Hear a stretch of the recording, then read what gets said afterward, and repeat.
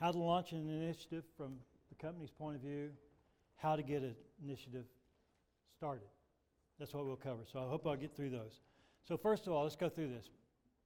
This is essentially, if we were having a breakout, I put a breakout in here, but it's your homework assignment. The last thing down at number 5. Nagwag principles. That came out when I was writing the book. We got tired of saying no greatness without goodness, because that's a lot of words, and so the publisher created an acronym for it. Nagwag, no greatness without goodness. So it makes sense once you know it. So it's a lot easier to say it. And it's in the book. If you do ever buy the book or get the book, you can get it on Kindle, you can get it on Amazon, you can get it at the bookstore. We'll go through those real quick. Field of Dream. There's 2 approaches to this. That's number 2. And I'm going to jump to number 3 pretty quick. Think about this. I'm going to ask you about number 3 there. All these things are necessary to a successful initiative. Resources, the desire, the authority, a plan, the know-how, the opportunity for hiring people in your organization, that report to you. All those things, I think everybody would agree, were important.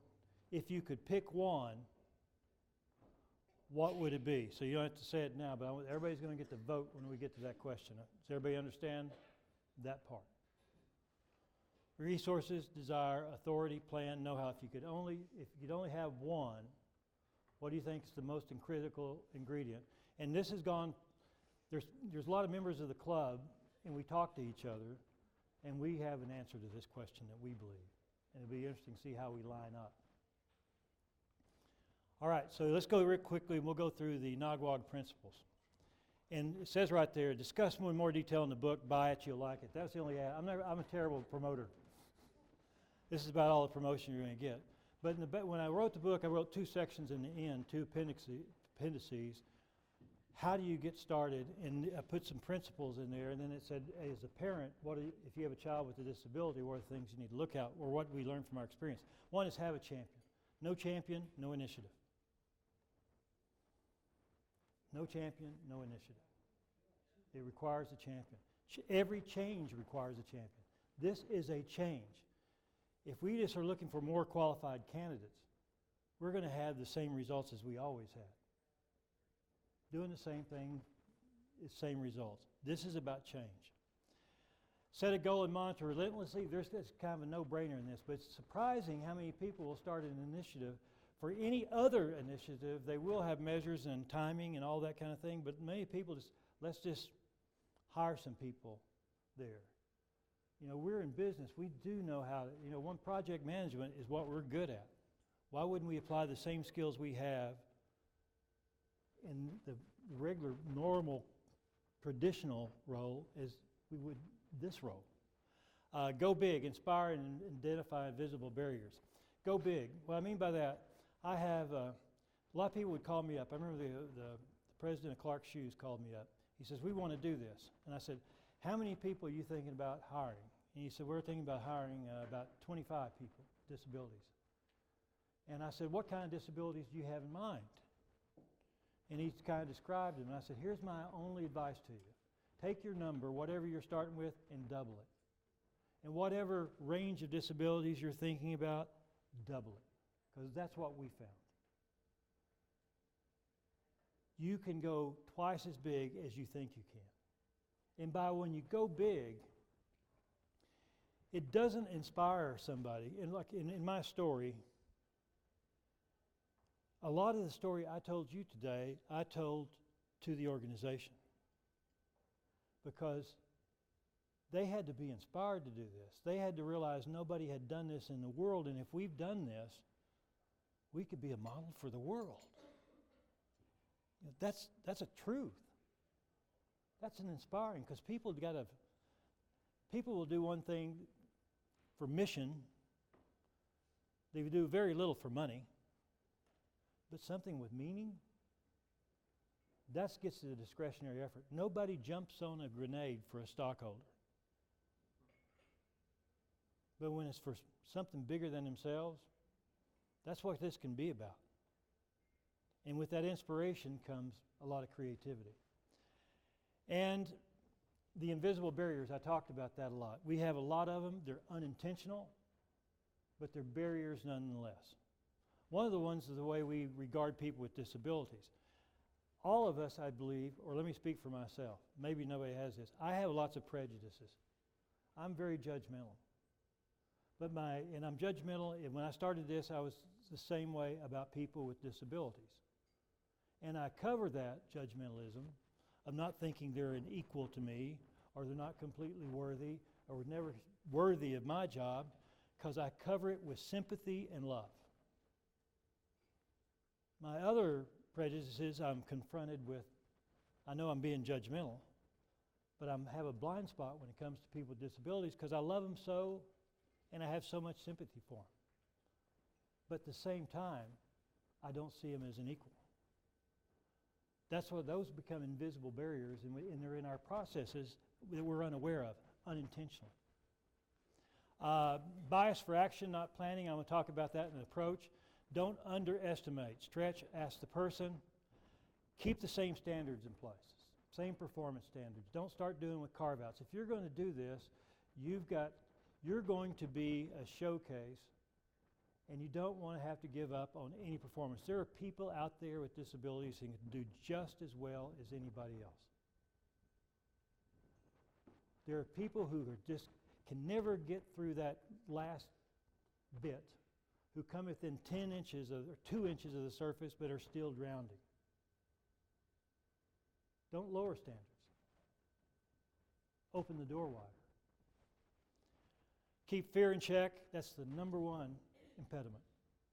When I talk to other executives, what was the biggest impediment to doing this? Fear. What if we make a mistake? What if we get sued? What if somebody gets hurt? What if we fail? It goes on and on. People look at a glass either half full or half empty. A lot of people look at it half empty. And when we're confronted with those questions, and they'll come from everywhere, don't blow them off, engage them. What's the risk? If somebody says, what's the risk? What if we get sued? Do we ever get sued anyway? And what would we get being sued for? And other people have done this. What's their experience in getting sued? Because there's facts around this. What happens if a parent complains? Have we ever had a family member complain about anybody? All those kind of things. What if somebody gets hurt? Do we have people get hurt? What's the evidence say about the cost? Explore it. Take it all the way down. And then at the end, the operator's going to say, I'm responsible for this. That's what having the champion in the operation. That was what was able to trump a lot of those discussions. I'm the one who's responsible for the results. I'm the one that's ultimately responsible for the working conditions and the working environment, and that's my responsibility. I need your help in executing that, but let's make no mistake. This is a failure, it's my mistake. That gives people the courage or the confidence to go forward. The thing about leadership, I will say about, and I know we all observe this, my favorite story is one of Joan of Arc. Joan of Arc, everybody knows the story about her? Didn't end up that well. But they made her a saint 500 years later, so I guess she felt good about that. She was an uneducated girl in France who had a dream that she was going to restore the back to his crown. They were in this war, became 30 years war with England. She had this dream, a vision, an angel came to her, and the king heard about it, so she went to the court and told him about that in such a way, in a convincing way, so he put her with all these generals. You always see pictures of Joan of Arc in the armor and stuff, so he put her with his generals. And the first battle there was at Orleans. And she's with the council, and they're going to say, okay, our plan is we're going to hold the city under siege. That's what works the best. We starve them out, it's the most effective, long term. We'll make it. She says, no, we need to attack. We need to attack in the morning, first thing. And they said, no, Dan, we have a lot of experience with this. You don't know anything about battle, wars. We got this. said, no, we need to attack in the morning. They said, if you attack, nobody will follow you. And she said, then I won't look back. And she started off the next morning armed with not a sword or a spear, only the flag of France. And they did follow her, and the city fell. Leaders need to make sure they're going to go no matter who follows. Now, sometimes it's like you got to look back and make sure they're still there sometimes. But that kind of commitment empowers everybody else because everybody wants this to happen. Make no mistake. Everybody would like this to be successful. It's the fear. Start where the local ops support in the organization. Okay, I'm up here at corporate. I could provide all the cover to this. So that was good. But when we opened up that center in Anderson, if we didn't have the general manager engaged, it would have never happened. Because he could do to me what I do to the CEO, drag feet on this. He was committed, so I had to pick a leader, or I had to have a leader volunteer who wanted to do this, but who was also a good leader if I was going to do any change, because this is about change. So having those two traits in the person where this, in the area or the operation is going to happen, a good leader, and a good leader with a heart for this. Because they're the ones who have to answer the day-to-day questions. And our distribution center, frontline managed, all those people you saw in that film had never worked with a person with a disability before in their life. They're the ones who say, now I'm a better man, a better husband. I'm more patient. I like the guy, which has not always been one of my long suits. He would sit there, they would come, what happened? So people were afraid to ask. He would have people write questions. At the end of the day, you write your questions you're afraid to ask in front of the other managers because you look dumb. We'll put it in a hat and pass it around, and he pulled them out one by one, and they talked about them. He didn't have all the answers. He said, what do you guys think? What do you think about it? And sometimes he said, I don't know the answer to this one. Have we had it come up yet? Well, if we hadn't had, we'll figure it out when it comes. Sometimes like honesty. Honesty pays off in this. We didn't have all the answers for this. Okay. This was one, number 9 and 10 are two things I think everybody knows in the building. We talk about them all the time. Consistent and objective, flexible in means. That does not mean the ends justify the means. If that means you subvert what you try to hope to do, but let's kill for peace. That's a means versus an end. We're talking about we're consistent and objective. We want that inclusive workforce that's effective. We're willing to fire or modify any policy or procedure. Now here's the key word we can use in business. Pilot. Right? You can do anything under pilot. So I learned to say that very quickly. I say, you know what we're going to do? If something gets in the way, we're going to change it. And we spent millions of dollars putting that in place. You can't do that. Oh, it's a pilot. They go, okay. Just became invisible to them. It's a pilot. Yes, you know that. Everybody in the trenches never anything with a pilot. So what I'm hoping you do is launch a pilot. And that gave us a lot of room because, oh, by the way, and it really is because what we're going to do is learn from it.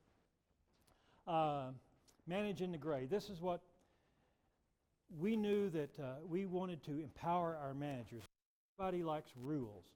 People who like rules, it's easy to manage with rules, ironclad rules. Would you agree? Do you like to be governed by ironclad rules? Well, here's the question, and I'll ask this group because I ask every group. This is your choice. In your company, would you like to be governed? Would you like your bosses to come to you and say, yeah, I have some ironclad rules. You break them, you're gone. You keep them here, you keep the other rules, you're okay. Or would you rather us have principles that we try to adhere to and we kind of go with the flow? If there's an exception here or there, we'll try. We want everybody to keep their job. We want everybody to be successful, but sometimes it's not, and sometimes we have to make hard decisions. All decisions may not come out in your favor. So that consistency, it's easy to be consistency. Consistency is what happens when conditions are universally bad because we go to the lowest common denominator. Now, which would you prefer? How many of you prefer the rules system? Did y'all understand the question? Okay. How many people want principles? That's generally everybody. So that's what we told managers. Here are the principles we're trying to achieve. We want a good worker is somebody who pulls their weight, helps out when they need to, respects the job, other people around them, and themselves. Kind of another word for not being a troublemaker. And an exceptional employee is all those things plus makes the place better. That's what we're trying to work for. Those are sort of the principles. And we want to be fair, and we want to be able to justify it if we had to stand up in front of anybody to say why we made the decision. That's called managing in the gray. And we have been rewarded with that. And that's why you heard the guy say, I'm allowed to be flexible with my employee. It's not an either or. You perform this today or you're gone. What they don't want to do is fire anybody in that building, so they work their tails off to make people successful. When I hear managers in that building, they tell me stories. We had this one woman, they told me, Iris, she was teenage boys, had never had a job, been on Social Security her whole life. She has cerebral palsy. We put her on the line, and she has to operate a machine that has a collar around the button. You know what I'm talking about? It's flat, and she could not make rate. And they called in a rehabilitation expert to study it, and he said, I don't think you can accommodate her. You're going to have to let her go. And her supervisor said, I don't think so. He called over a maintenance guy. They looked at it, and they went out to Lowe's. You notice a plug for Lowe's because they're doing this. They got a ratchet set and set it over the button, cut off a broomstick, stuck it in there on top so the broomstick sticks above the button, and she can press it, and she can make rate all the time now. Or we had a young man named Jeffrey. Now, Jeffrey was not ultimately successful. Not everything's a happy story. But Jeffrey worked in an area. He has to use a box cutter. And he has an apron and a box cutter, but he had a space issue about people coming in space. So one day he's working. He works on this long line working, and somebody comes in, a custodian comes by with a broom and gets in his area, and Jeffrey gets way upset. And he's working with a knife. So here's this young man waving a knife around, yelling because he's so upset. Can you imagine the reaction of everybody around him? A lot of people say, well, Jeffrey can't work here. What did his supervisor do? Pull the Angie into this program? So this is what they did. They taped off that workspace with masking tape. They went and got a 2x4, stuck it up here, got one of those doorbells at Lowe's that you ring, put that there, put a sign on it that says, please ring bell and wait for Jeffrey to invite you in. And then they got those letters over his work, those big letters you have at birthday parties, Jeffrey's workspace.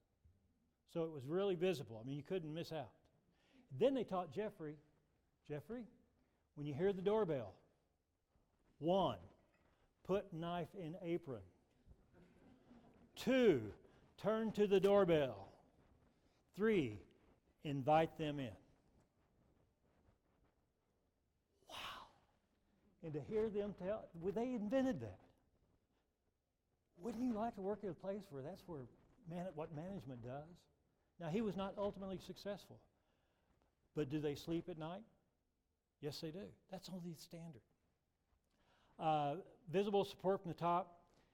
This is culture change. It always requires to be be reminded. There's a thing called the null curriculum.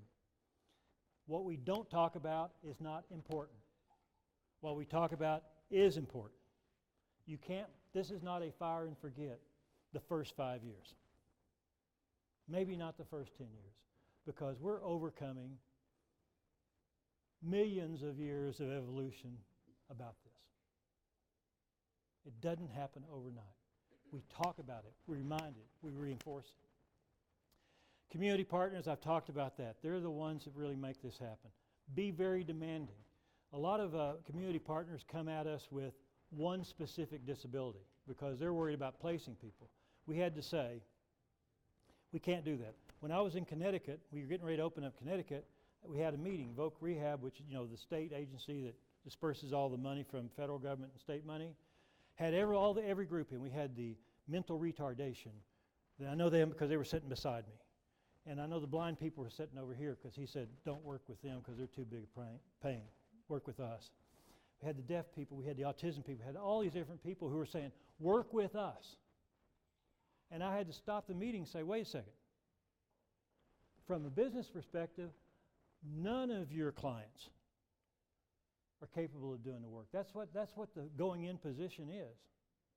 If somebody's successful, all the boats will rise. You've got to work together. And oh, by the way, nobody has enough candidates on their own to fill all these jobs. Cooperate. You're in this together. Because guess what? I would tell employers, if you want to try to do this with essentially no risk, start hiring deaf people. Because when you find out in our work, deaf is not much of a disability. And the added thing, there's two added things. Deaf people are so well organized, they know every other deaf person in the community. They'll do the recruiting for you. And the second thing you'll find out is everybody's starting to learn to sign. In our Waxahachie Center near Dallas, all the managers have learned to sign, and it's the biggest problem when the general manager has a meeting, because while he's talking, everybody's signing to each other what he's talking about. So he knows how to sign, and he knows how to sign to say, shut up. I'm talking, and he doesn't miss a note. But there are so many people, they have to work together. TWG, the alternate pipeline, and it's based on the job performance. On the job. I hope I OTJ, not OJT. On the job performance. That's what was our secret. Because they couldn't get through that traditional system. The inspiration, everybody wants to make a difference. There was, when we appeal to them to do something that's never been done, is a huge appeal. And you know what? The field's wide open. The field's wide open on this. There is nobody, I guarantee you, any one of you, or if you came together as a community, we'd like to do this as a community, you'd ring bells across the country. You know, at First Third said, we want to go big time, we want to go across the country with this. You'd ring bells across it. Old National Bank in Indiana really wants to know about you because they want to go big and they're going to put tellers in their back operation. They want to go across the whole state. We don't have a big example in banking. You know, autism's got a thing now about SAP and software testing. So the opportunity to make a big difference in this space is huge. Is there a community that said in local government we want to hire people with disabilities and where it's representative? Because, oh, by the way, these are our citizens. It's easy to go forward with that. And then what we did, we gave it away. We used to never at the Walgreen Company let anybody in our centers. We were like Michelin. Michelin would never let anybody in their plants. And the reason we didn't let anybody in, it was either one of two reasons. It was because we were so good we didn't want any competitors to see our operation, or we were so bad we didn't want them to know how bad we really were. I mean, one of those two. We like to think it was the first one. But when we did this, what gave it power, when I announced this to 5,000 store managers in Las Vegas, what gave it power is I said, and when we're done, we're going to invite all the companies, any company in the world, even our competitors, even dreaded Walmart, and we're going to give it all away. And we did. And so most of those companies that came, they came and visited. We said, bring in a team of your managers. Do this. We'll conduct a 1, 2, 3 day workshop out on the floor and actually do this. What is ours is yours. That gives it power. So let's go back. Field of dreams versus point A to point B.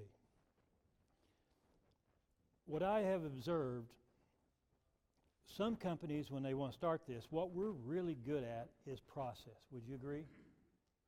I mean, that's what we organize around that. We have specialties. So when I was at this big conference, there were a lot of companies who were talking about people with disabilities because there's a federal mandate now for federal contractors, 7%. Are any of you under that? Any of you federal contractors? And so there's a 7%, 501c3 or what? No, that's a charity. What's the ruling? What? Section 503. 503, okay. 501c3 is a... Yeah, okay. And 503? Okay. What? How are they so confusing? They have more numbers than that. That's the directive that says if you're a federal contractor, make best efforts to get 7% of your workforce with a disability.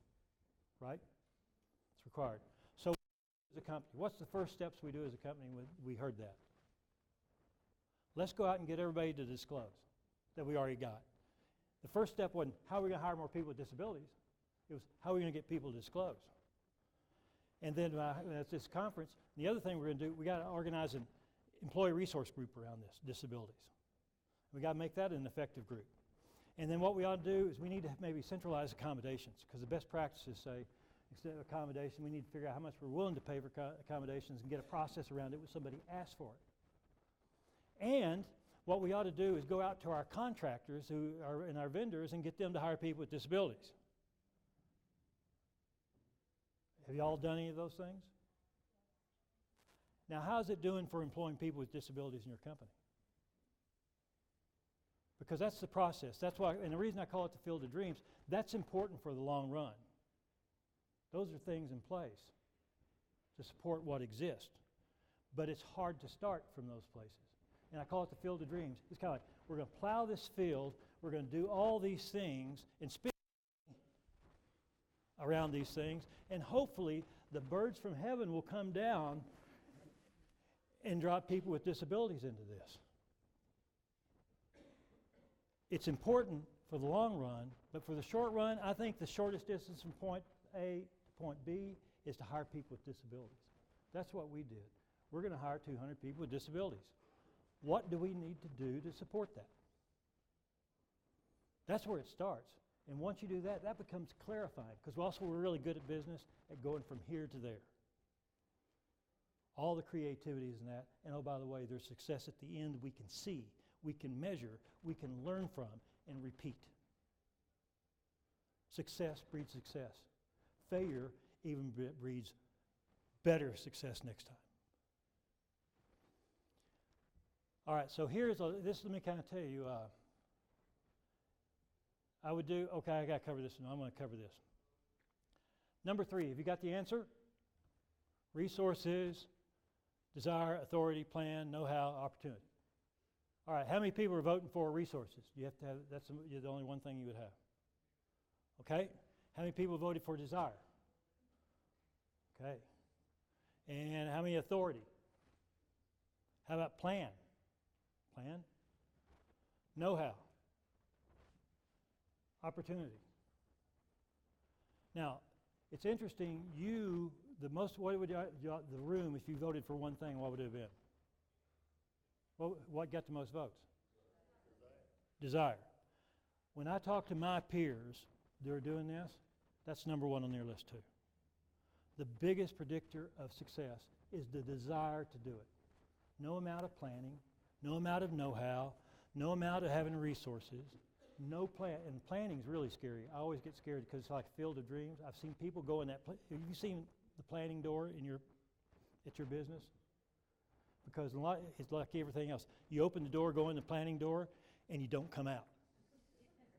Because priorities change. There's so many things in here, they don't come out. Planning has its place. But as a critical element, it's a supportive element, an important element, but not the critical. It's desire. I will take the desire on anybody, on a manager that wants to do this, than I would if the know-how. We can get the know-how. We can't build desire. Okay, here's it. When people ask about this, how do I do this? And I mean, many of you might ask this. How do I do this? I say, okay, my experience, there are 4 questions you ought to ask before you ever get to how. First one, why? Why would you want to do this? And why is that important? If you don't know the why, when you try it and something goes wrong, you may not try it again because you don't remember why you got in this in the first place. There's a why that you have deep down that you may not share, but if you do share, will probably be the most convincing thing you could say to the people below you why to do it. You maybe want to say, we're doing this because this gets us a workforce that can do the job, or this is the workforce. By doing this will enhance our brand to customers. That's maybe who you say to the boss, but it's very rarely the underlying why. There's usually when these guys get together, let me kind of tell you what happened. Every year for the last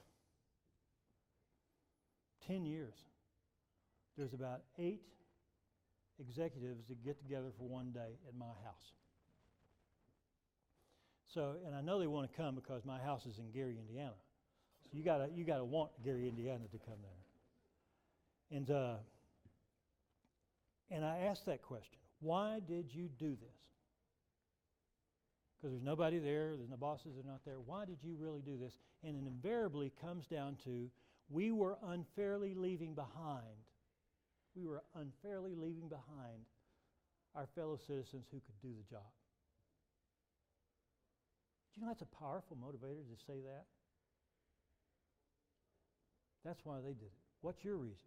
Now, there's a reason you tell your boss. I told the CEO, we're going to build the best center we could ever build, the most efficient, most cost-effective. Told the board, best return on invested capital. That's what boards like to hear, right? Best return on invested capital. And without sacrificing any of that and no extra cost, we can change the world.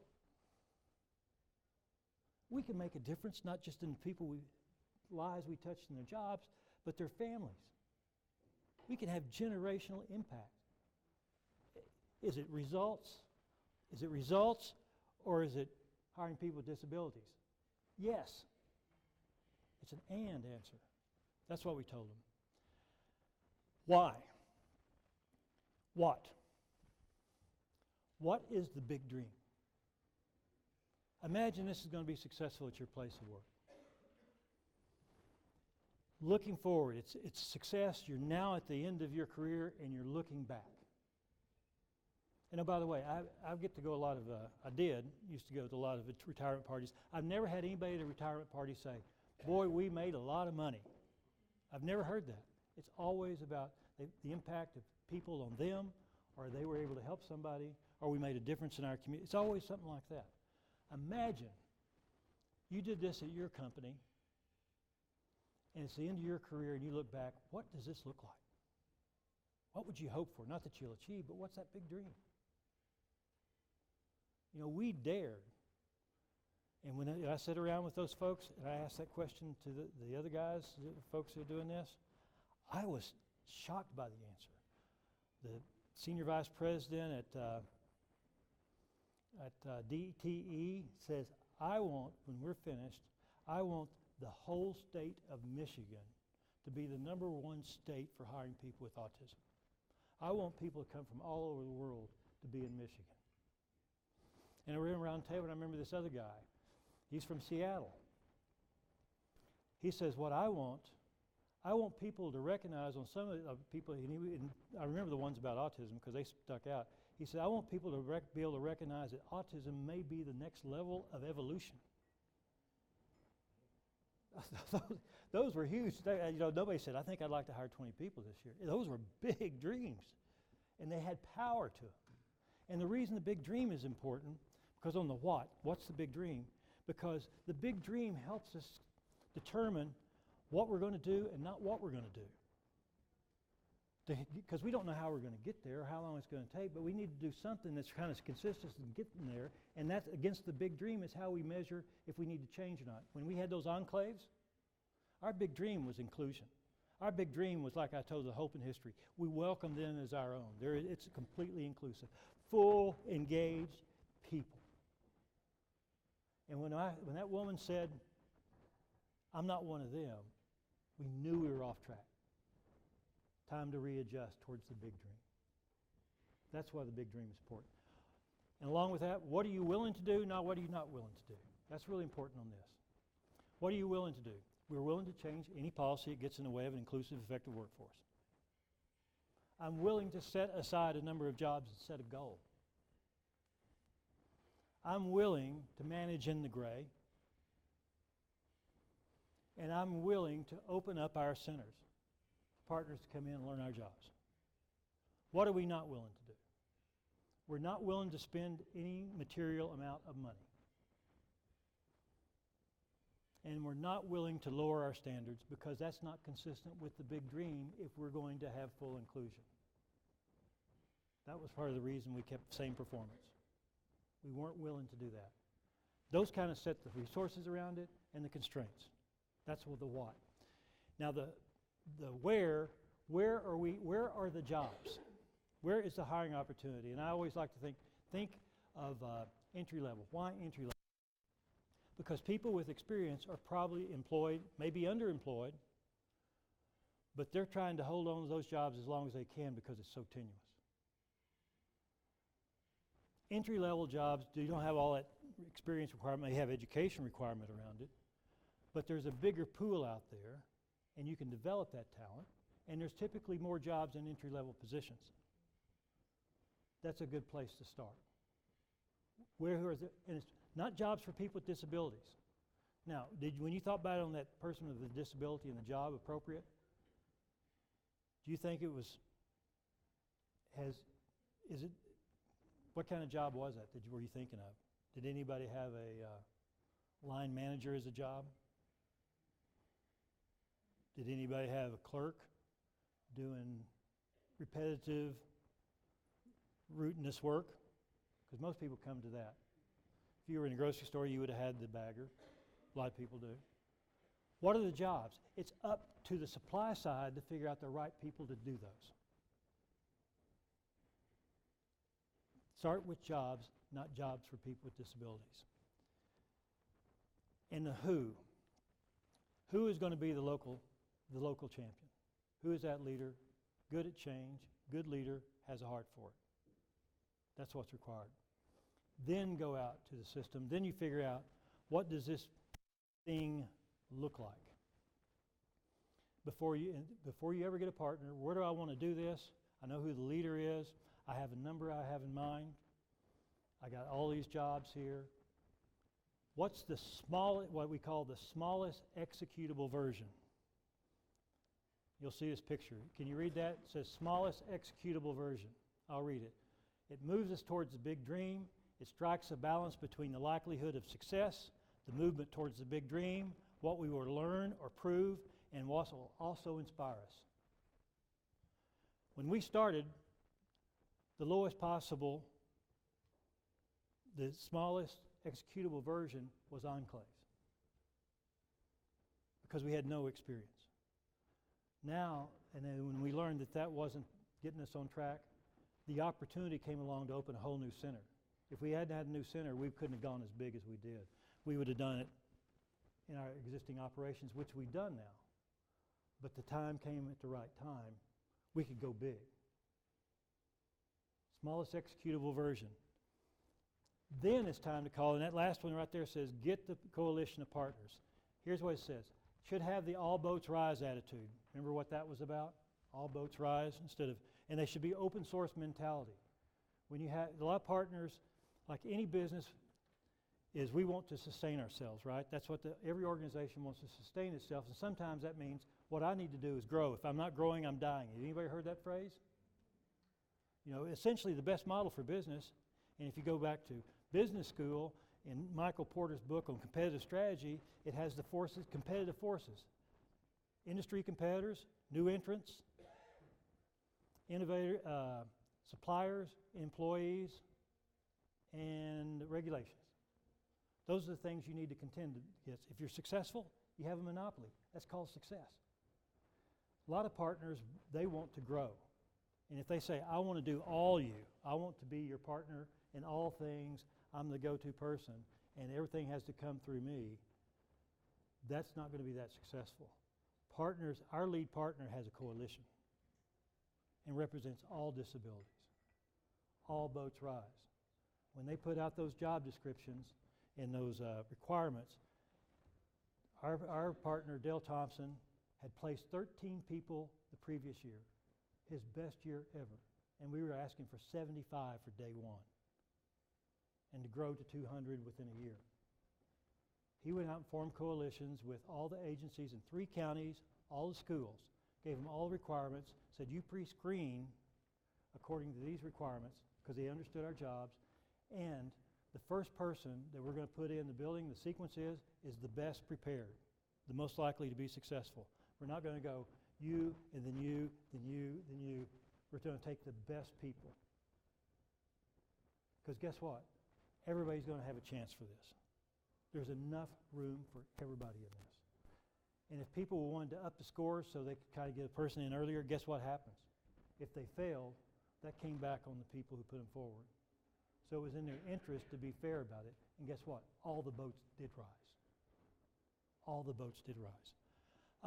Understand the jobs and expectations. That's what we want our partners to do. Find the pre-screened candidates and provide the support through transition and into full employment. Our transitional work group, in our now it started off at 9 weeks, now it's 7 weeks. They pre-screen according to our jobs. And we have a hiring plan that they adhere to. They bring people in. It's on-the-job training. They're doing real work. We pay them as temps. They provide the job coaches. And once we think they're successful in that 7-week period, they're hired. Then they come as if they started through the front door, and they got, for typically able people, or people come through the front door, it's 7 weeks probation. They have another 7 weeks probation to get up to speed too. But as soon as they come through the transitional work program, they didn't have to do the background check, only the criminal stuff maybe, and the drug test, but not the ones that would typically knock people out. And guess what? In some of our buildings we say, we have some failures every once in a while. Does anybody have problems after they start work? Sure they do. Our partners, they will come in, and if we have a problem, they're still available for us. Help me get somebody out of the ditch. They do that. That's the kind of partner. That's what, and on the supply side, if we're on the supply side, that's what we got to offer up. Again, the offer that somebody can't refuse. So, now I'm done that part. Anybody got any questions? I got through that pretty quick, didn't I? Before we start talking about this. Yes, ma'am.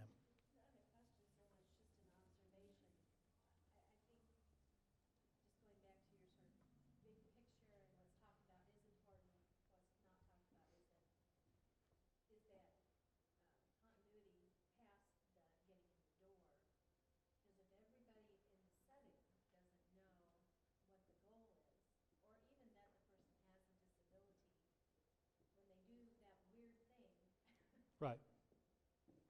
And it's not communicated even past, maybe the one manager who's aware that they've got a contract with MRS Right. or whatever, then it all falls. Can everybody hear that? I just feel like that some way to help the both the suppliers and the companies who are trying to take a step, but just maybe not taking it wholly enough.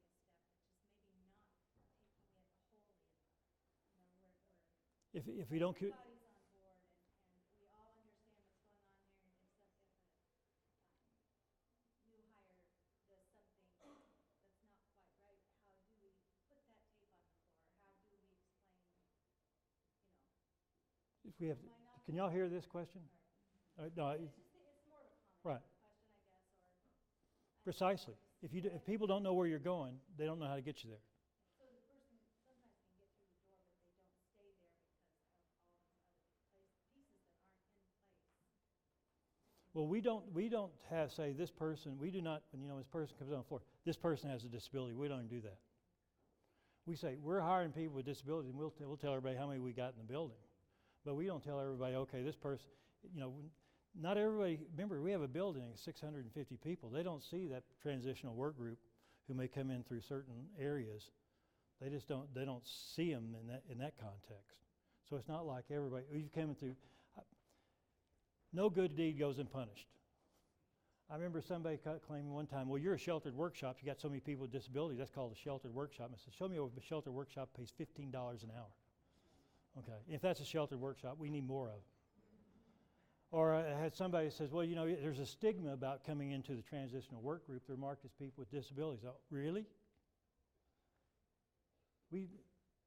Most people don't know who comes through that door. We know we've got a lot of odd people and weird people, and guess what? We got a lot of weird, typically able people too. We don't, but we had to say, we're doing this with intent. I guess I would agree with you. Yeah. I guess I'm just saying that a lot of times Right. the other approach is to say, well, we've got the people out there hitting the trail for, saying, talking businesses into hiring people with disabilities, trying out. And one person in that place of employment. Right. So it's just not a buy-in. It's not the bigger picture. Yeah, it's onesies, twosies. So if that person's not available to help communicate, then it sort of all falls apart because they've done this hard sell on, oh, just, it'll be okay, just try it. We're really trying to get people with disabilities into these, I'm just babbling, but I Mm. think there's tiers of support. You're absolutely right, and so it can be top down executive, and then it's HR, but then it's those adjacent workers and over time, you create a culture where that understanding is just there, and the natural supports are built in. But I think you're right in the beginning. It's without an understanding that this person may have sensory issues or communication issues, that coworker can create a situation where that person doesn't last very long. So I see where you're coming from on that. It's definitely a need at different levels of company. I just feel like we've been in the mindset so long of trying so hard to place people with disabilities that we're almost, to the point of overthinking. Yeah, if you'll agree, yay, and then we just sort of let everything. Well, the problem we have on the supply side too, supply side starts with the client. And they're trying to place a client in my place of business. This is saying, I don't care about your clients. I got jobs. Can you find the right person for my job? That's what the supply side's got to be fixed too. Supply side views each other as competitors. That's got to be fixed. If we have enough demand, we'll eventually fix the supply side. And I will tell businesses, when you start, you're going to be disappointed. The supply side usually cannot respond fast enough. Or they'll say, we don't have this rule, we got this rule, we can't do that, we got to do that. It'll be more frustrating, it will surprise you. But when there's enough demand, all the kinks in the rope, it solves all the other problems. Yes, ma'am.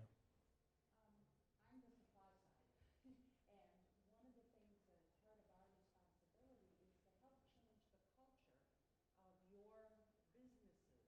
And for example, one thing I learned from Beaumont is they have a thing called lunch and learn. So different topics, if the company wants to share with their employees, and this can be one of them. And it's just a matter of people don't understand what disabilities are. How do I deal with my coworker who I don't understand what his disability is? You just treat them like everybody else. Understanding what different type of disabilities are and what they entail. People don't always have exposure to that. So that lunch and learn type of atmosphere does help, and your suppliers of your people can help educate your workforce and make that change happen. And we did sensitivity training for all the managers. Exactly. I think we did like 2 days worth of it over time. And then we had the question and answer period. And I went out to every center and told them what we were doing, even before we started doing it. And when I told the store managers, I asked, in the 5,000 of them, I asked them at the end, because I didn't know if they were buying into this, if you know somebody with a disability in your family or your neighbor or hold somebody in your heart with a disability, stand up.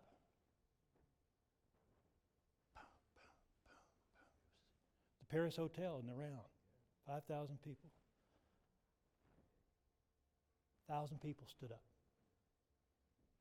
This is something they want to happen. This is a northbound train. And we said, this is a northbound train, or southbound trains, eastbound trains. But this is a northbound train. We're going to do something different. And it's got to be done from the top, over and over. Like you say, we're saying the same thing.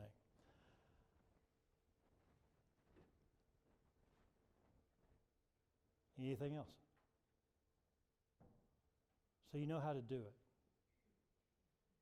Okay, you want to talk about how we get somebody to do it. All right, this is about convincing somebody. A concept sale versus brand sale. Do y'all remember the days when there were no disposable diapers? Yeah. Remember those? Those pails? Well, do you remember what the first disposable diapers was? What brand it was? Pampers. Pampers was the first disposable diaper. And all the ads, when you look at an ad for disposable diapers today, if you can see one, or if anybody watches TV, you got Huggies, got Pampers, you got all these other kinds. Walgreens brand, which is a really great brand, by the way.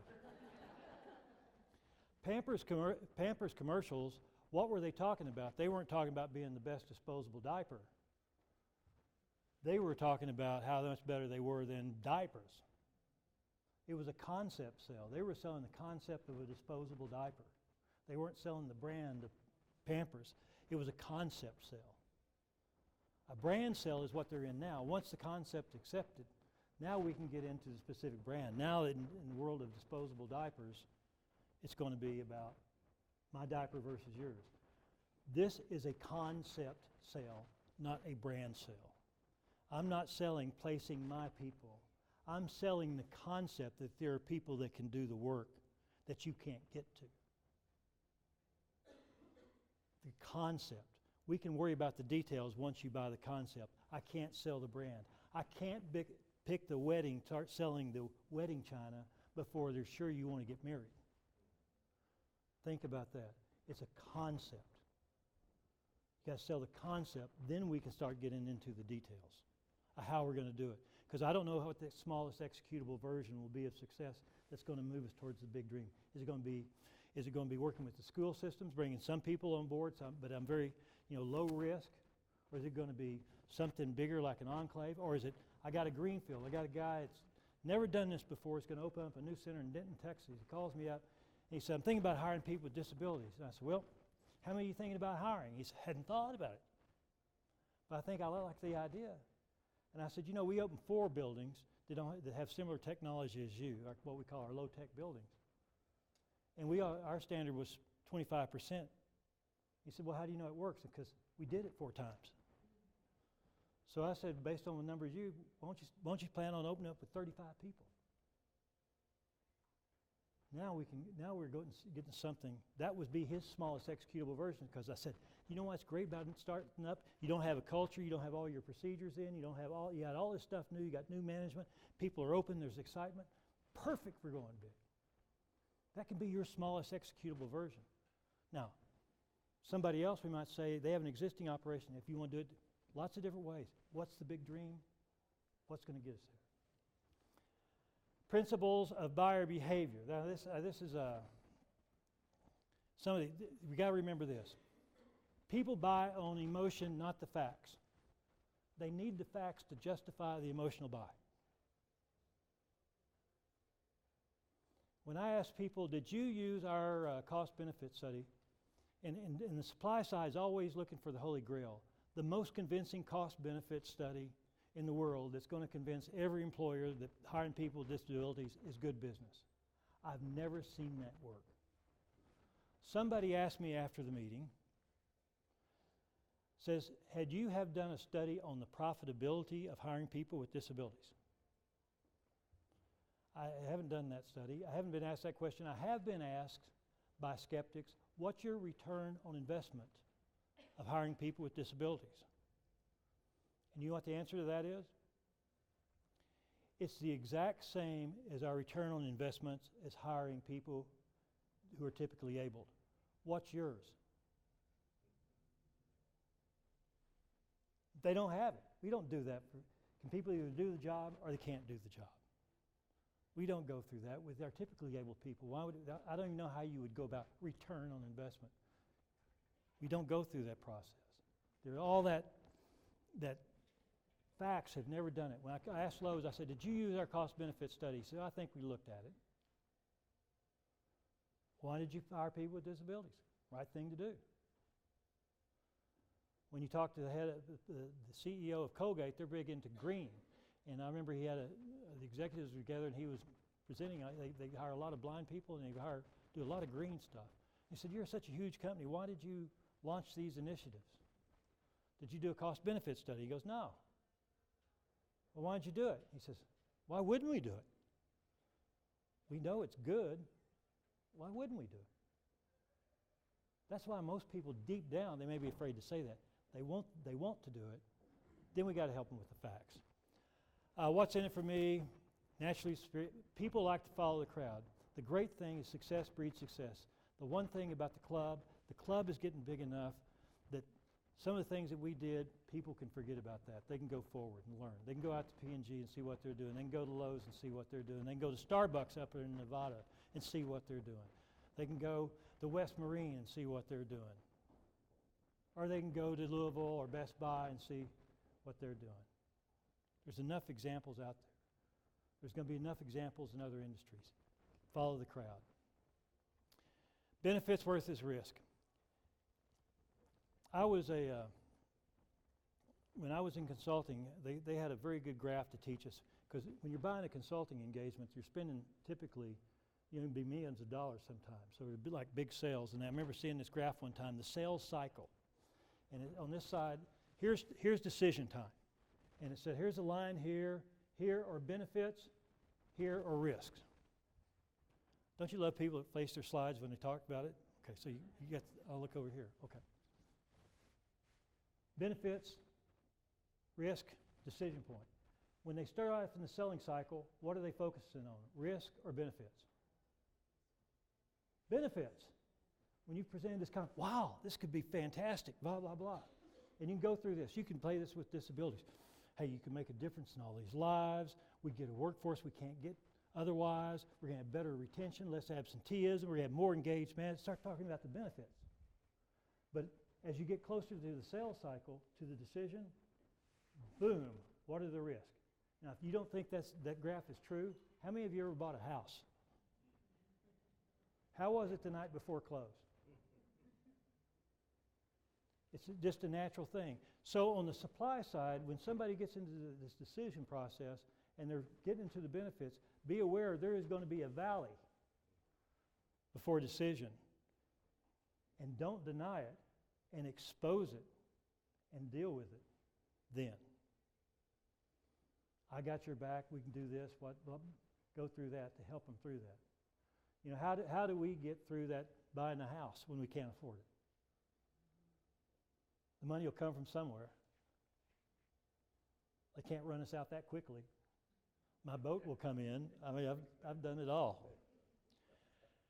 Or when somebody from another part of the organization says, we can't do that. We can't do that. Rather than argue with them, why can't we? What's the bad thing will happen? Is that based on fact? Or is there another way around it? But deal with it. Don't just try to get an argument. That's not true.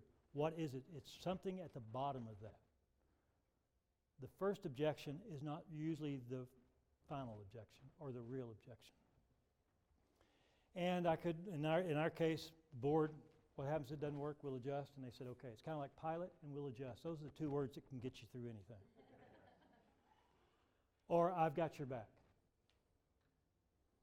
HR, I got your back. It's on me. Legal, it's on me. You advise me best. I acknowledge that. If you'd like me to write it down, I'll write it down. It's in your email. You're covered. But I need your help.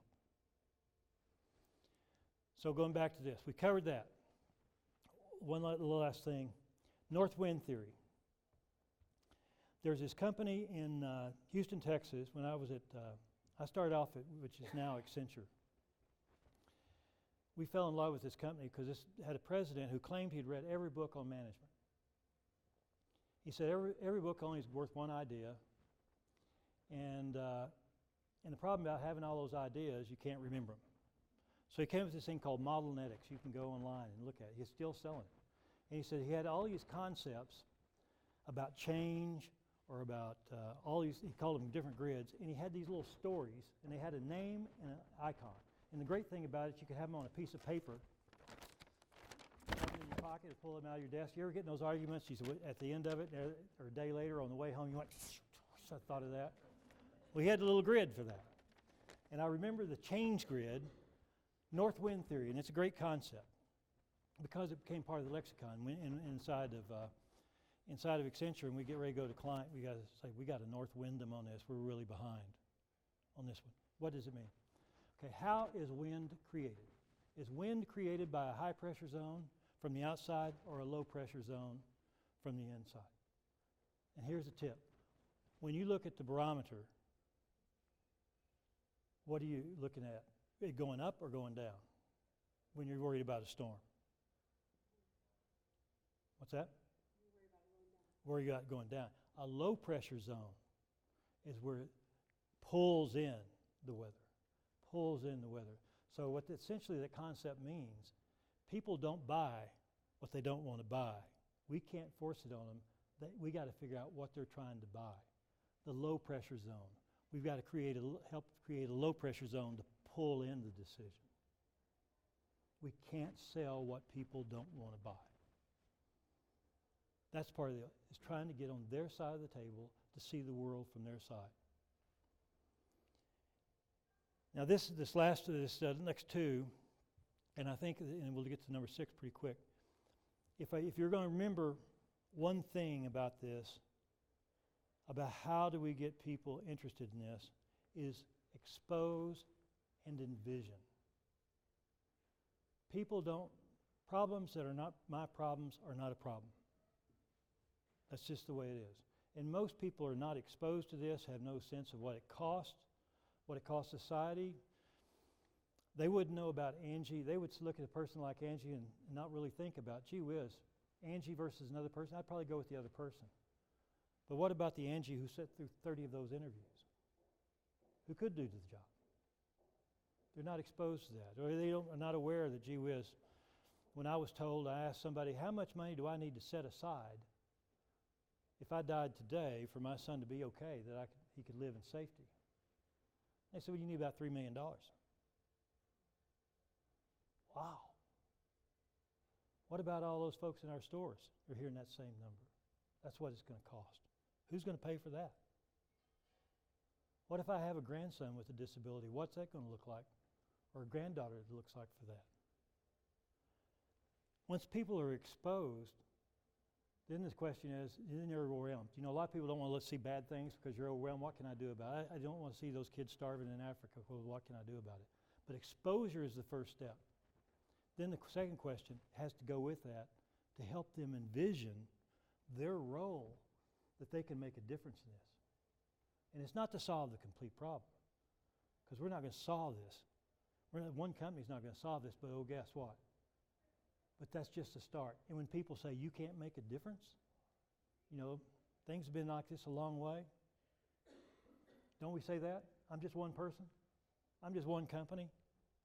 And problem's too big. There's so many starfish washed up out there on the beach. What does it make any difference if I just throw one in? Right? You've heard that story? You can't throw them all in. Well, I can throw this one in, and it makes a difference in that one. Or people say you can't change, there's no such thing as systemic change. I was brought up in Texas. The Civil Rights Act was passed in 1964. I got out of high school in 1967, so that was my freshman year, or the start of my sophomore year, when that Civil Rights Act was passed in the summer. Now, when I was a teenager, still in high school, when I go down to the department stores downtown in Wichita Falls, Texas, there were 2 sets of fountains I was brought up with, and 2 sets of bathrooms, white and colored. And even when I was a senior and we go on trips, our bus driver, who was typically African American, and we would stop at a restaurant to eat, we would all go in, and you know where he would go? Around to the back door, because he was not allowed in. Now, I imagine looking back at my peers in the African American community who had suffered this 300 years, and the Supreme Court had passed Jim Crow laws that said that you can't intermarry, that you're supposed to cross, a man is supposed to cross on the other side of the street, supposed to answer to the name boy. The Supreme Court says that's okay, and you can have separate schools, which are separate but equal, but they really weren't equal. If I were my peer, who's my age today, that's the life they live. If you had told him or her that there would be a African American president in your lifetime? What would you have thought then? When there had been 300 years of things that told you that that can't be true. Who made that happen? Who made that happen? The world belongs to the dreamers. If we can dream it to be true, we can make it to become true. That's what I'm talking about. Envision. What can we do to start?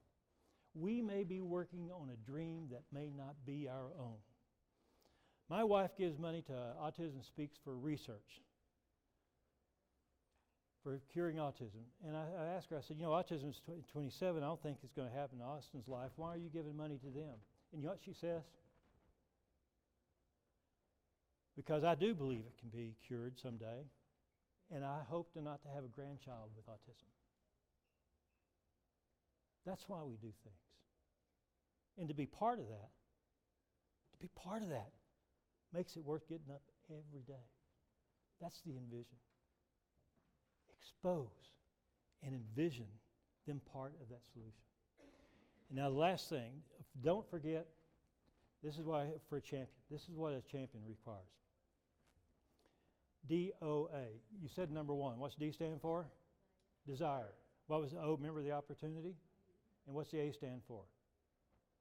Authority. That's a champion. In my words, I mean, people say they're a champion. They may be an advocate or a resource. There's advocates, there's resource. A lot of times, I would say HR generally, unless you're hiring in the HR department, you can be a champion because they're working for you. But otherwise, if they're working in somebody else's area, you can be a resource and advocate. But a champion has to have that desire, has to have the opportunity for the hiring, where those people will be hired and the results will be gleaned from and their abilities harnessed. That's the opportunity, and has the authority to do it. That is the trifecta of a champion. Those are the people we got to find. Now, the last part of this assignment, remember the first assignment and the other one I had for you? You should have written these down. If you wrote down my phone number, you should have written these down because I'm going to ask you when you call me. Breakout session, when the first one was why. Why would you do this? What would be your big dream? And what would be your smallest executable version? That was your first assignment. To think about is your company. And the assignment here is what would your elevator speech be? Everybody's got to have an elevator speech. If you can do it in 2 stories, that's even better than 100 stories. Here's my elevator speech. There's a whole group of people that can do the jobs as well as better than anybody that we can't get to because of these inadvertent, unintentional walls we built. And as a result, we're condemning people who can do the job, who want to do the job, to a life of poverty. That's it. And we can do something about it. Would you consider it? That's my elevator. But you've got to have your elevator speech. And that's that.